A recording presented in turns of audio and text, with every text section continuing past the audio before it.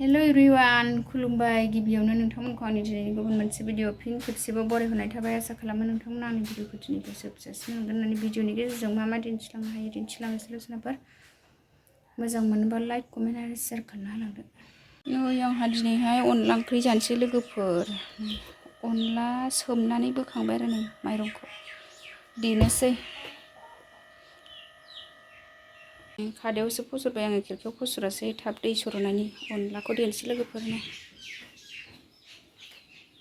लोगोफोर आङो मैथ्रु बिबारबो सायनानै लाबाय आरो अनलायाव होनो थाखाय।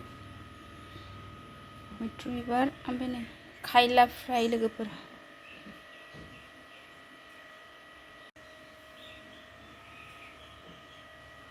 खायला मैथ्रु बिबारखौ अनलायाव होनोसै खायलाखौ फ्राय एवनोसै नै लोगोफोर।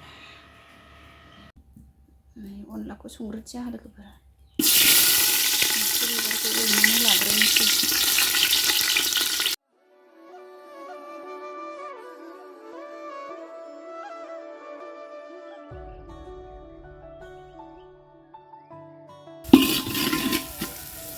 गोखा खारनायनि खारैजों एवफिनसै एसे। बिराद गोखा जोंना मैथ्रु बिबारा।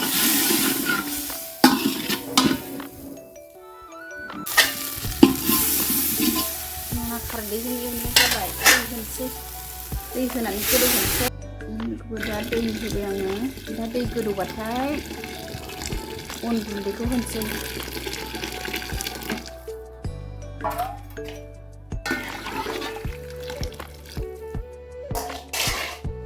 लोगोफोर एबार खायला एवनोसैलाय आंहा खायला। ओरैनो अनलाया गोदौबाय थाथोंसै। दै होनानै दोनबाय आं।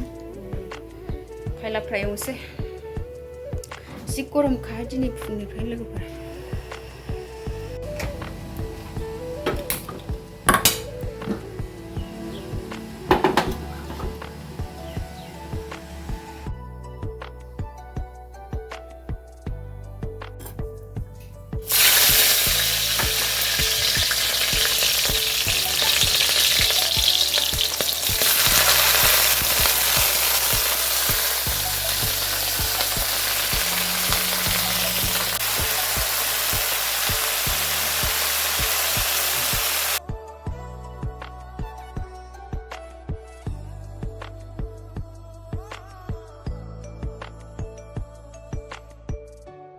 अनला संनायाबो जाबाय आं ओंख्रियाव होसनसै नै अन देनायखौ।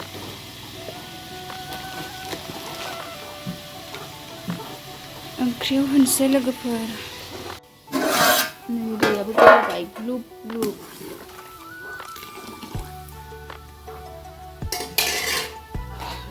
होनोसै।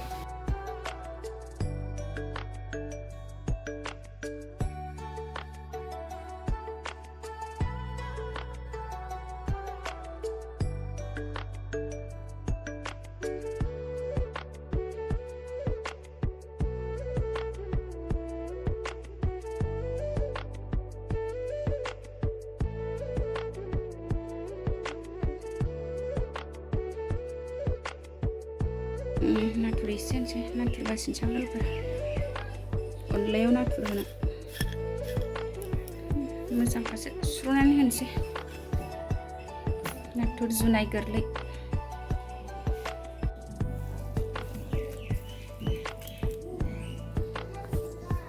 अनलायाव होनोसै नाथुरखौ।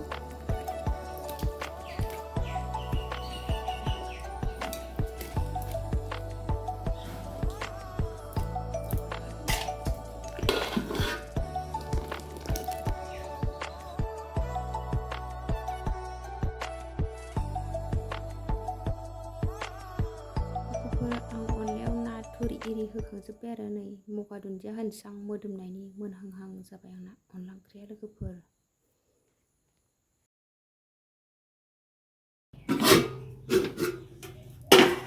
लोगोफोर खायला फ्राय मोनबाय आंना। खायला फ्राय मोनबायहाय लोगोफोर। लोगोफोरनि आंना अनलाजों मैथ्रु बिबार नाथुरा मोनबाय। बेदर गैयाहाय लोगोफोर नाथुरसो होदों। सामब्राम हाबाय आङो दावदै बाथोन देना दोननाय लोगोफोर दा दावदै एवनोसै खायलाखौ बोखांजोब्बाय लोगोफोर एवनोसै बाथोन अनला ओंख्रिखाय दावदैखौ एसे बाथोन बानायसै आरो बाथोन जादेरनो लुगैना लोगोफोर ना गोथां गैया ओंखायनो दिनैहाय ना लायाखै लोगोफोर आंहा दा सामब्राम एवबाय दावदै बाथोन देनो थाखाय